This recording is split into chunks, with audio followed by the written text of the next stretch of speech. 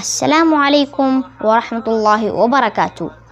أنا أخوكم وزميلكم سفيان مدني من المدينة المنورة، وأهلا بكم في قناتنا على اليوتيوب. زي مدينة منورنا ستاسرور ستاسو مرقري سفيان مدني. ننبمونغا يونوي سبق إزدكو. أين تسكن في باكستان؟ أين تسكن في باكستان؟ تا पाकिस्तान की कुम से क्यों सीगे? देगी जवाब بداي أنا من إسلام آباد في باكستان. أنا من إسلام آباد في باكستان. ذا باكستان की إسلام آباد نيم.